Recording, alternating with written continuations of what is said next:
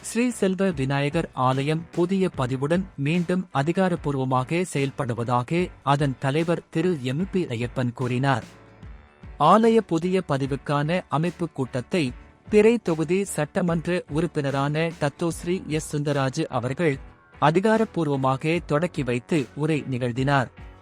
அவர் தமதுரையில் திரு எம்.பி. ஐயப்பன் தலைமையில் அமைந்துள்ள புதிய நிர்வாகத்தினருக்கு பாராட்டுகளையும் வாழ்த்துகளையும் தெரிவித்தார்.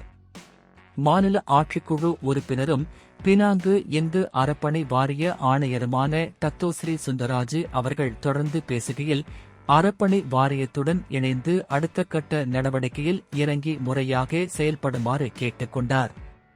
இதனிடையே கடந்த காலத்தில் ஆலய பதிவு ரத்தானதை தொடர்ந்து மீண்டும் பதிவு பெற்று பொதுப்பொலிவுடன் புதிய நிர்வாகத்தினர் ஏக மனதாக போட்டியின்றி தேர்வு பெற்றதாகவும், துணைத் தலைவராக திரு ஸ்ரீ, செயலாளராக திரு சி.கே. மனோகரன், துணைச் செயலாளராக திரு உலகநாதன், பொருளாளராக திரு திலகராஜ், செயலவை உறுப்பினர்களாக திரு பெரியசாமி, திரு சுப்பிரமணியம், திரு மேகநாதன், திரு ரவிச்சந்திரன், திரு கிருஷ்ணமூர்த்தி ஆகியோரும் தேர்வு பெற்றனர் என புதிய தலைவரான திரு எம்.பி. ஐயப்பன் தெரிவித்தார்.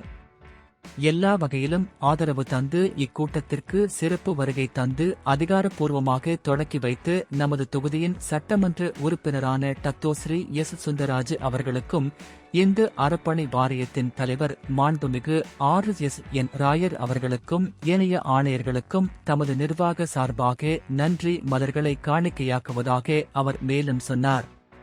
இதனிடையே வரும் விநாயகர் சதுர்த்தி பெருவிழா மிக சிறப்பாக நடத்திட எல்லா ஏற்பாடுகளையும் தமது தலைமையிலான நிர்வாகத்தினர் செய்து வருவதாகவும், திரளான பக்தர்கள் வருகை தந்து விநாயக பெருமானின் அருளை பெற அழைப்பதாக அவர் மேலும் தெரிவித்தார்.